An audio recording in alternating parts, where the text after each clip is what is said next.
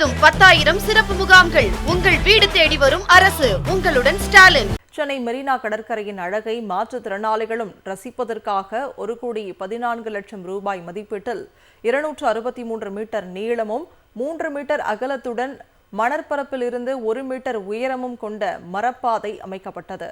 சக்கர நாற்காலிகளை பயன்படுத்துவோர் இந்த நடைபாதை வழியாக சிரமமின்றி சென்று வந்தனர். மாற்றுத்திறனாளிகள் பயணிப்பதற்காக உருவாக்கப்பட்ட மரப்பாதையை பொதுமக்களை அதிகமாக பயன்படுத்தினர். மேலும் கடற்கரை பரப்பில் உள்ள உப்பு காற்று மற்றும் மணல்களின் பலகைகள் சேதமடைந்து பழுதாகியது. இந்நிலையில் துருப்பிடிக்காத வகையிலான உலோகத்திலான பாதையை அமைக்க சென்னை மாநகராட்சி திட்டமிட்டுள்ளது.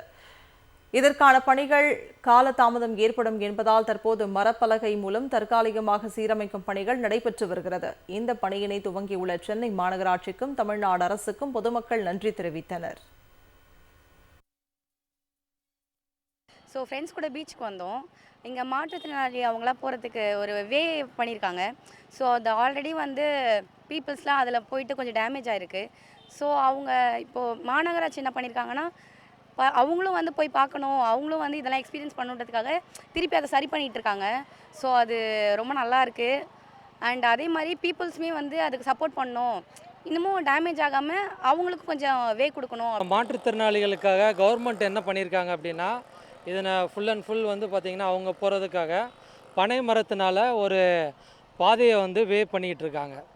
But as a normal people பார்த்திங்கன்னா நம்ம அந்த மாதிரி பாதையை யூஸ் பண்ணாமல் நம்ம மணல் வழியாக போனோம் அப்படின்னா அந்த மாதிரி அந்த மரப்பாதையில் அவங்க மாற்றுத்திறனாளி நடந்து இங்கே உள்ள என்ஜாய் பண்ணுறதுக்கு அவங்களுக்கு ரொம்ப ஹெல்ப்ஃபுல்லாக இருக்கும். தமிழ்நாடு முழுவதும் 10,000 சிறப்பு முகாம்கள். உங்கள் வீடு தேடி வரும் அரசு. உங்களுடன் ஸ்டாலின்.